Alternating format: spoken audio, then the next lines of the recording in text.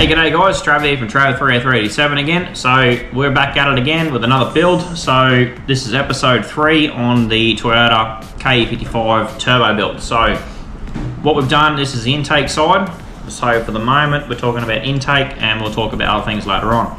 Righto, so this is the intake off a K55 or K3, K4. So basically what I've done here, this is a redline carb adapter. So before that, you take, with that off, you've got two little circle holes here, if you're familiar with your K3, K4s. Basically, I have taken a Dremeled out the hole and kept it in line with the redline adapter. So as you can see, there's a chamfer here and a chamfer inside. Made it all nice and clean. Fitted the adapter plate. So obviously with your standard manifold, you've got your carby will have like your standard, your other manifold will have a stud here, stud there, stud there, stud there, and it fits on top. So we remove the studs. You've got two Allen key style bolts here. You turn two studs here, and that's your manifold set up, ready to go for your Weber 3236. Now, we're going to be using this style of carburetor because there are applications you can buy to make this boost ready. Now, that's pretty cool. Otherwise, you've got to modify your stock carby, which can be a pain in the ass. So, I'm going to be putting prices in the description down below of how much the redline adapter costs, how much the carby costs, and how much the top hat cost. So, basically, for boost application, the Weber 3236 carburetor, the butterfly has to be removed. And then inside here, what we're going to do, we're going to either epoxy resonant or quick steel and close up the gap without the butterflies. So obviously there's no boost leakage.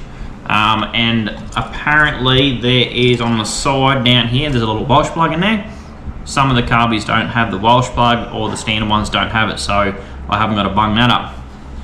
So what we're going to do when we sit in the vehicle, so looking this way as such, that's the back of the engine, this is the front of the engine, right? So we go like this.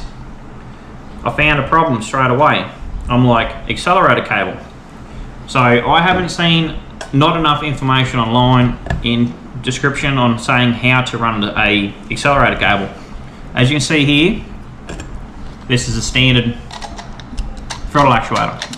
Well, as you know, with a K3, K4 sort of Corolla, they've got this sort of setup here for your throttle cable, so your linkage goes with that.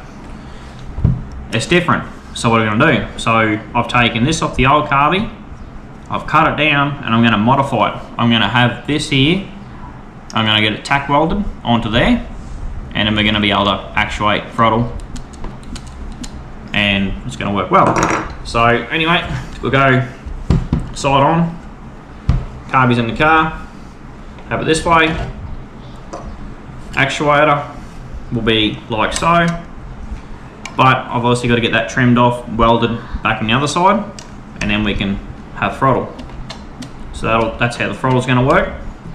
Alright, so that's the Weber 3236 with the manifold adapted, ready to go to sit on the K3. This is the top hat. So the top hat goes on top of the carburetor for boost. So basically this is the top hat. Right, so I should probably have some Allen keys here, which I'm gonna get, so just give me a second and I'll show you. Righto, so here's the carby, top hat for boost. What we'll do is we'll pull the top hat apart, and I'll put a link in the description for this component as well. Right, so there's your top hat's apart. Yeah, basically what will happen is you've got a rubber gasket. The gasket will go over top of the carby to seal the boost in. Top hat goes on like so. Then you've got your screws and bolts, which will go, or nuts and bolts will go through the top of the carb, lock it to your carburetor, and then you run your top hat like so. And you put your screw through the top, and that's how you run boost through the Weber 3236, which is pretty damn cool. So, bit of a rough look at what it'll look like on your little rocket ship. Be basically like so. So it'll sit on your engine with your carby, and your top hat.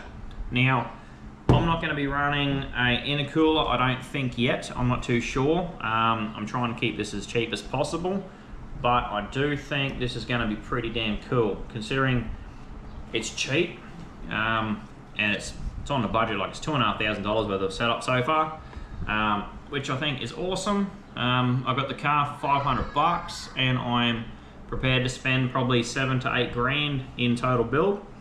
But anyway, guys, that's the intake side so far. I will be getting my turbo back and all the lines and all the nipples and shit I need set up to suit the fittings, because what come in the eBay setup, well, the eBay kit wasn't all there.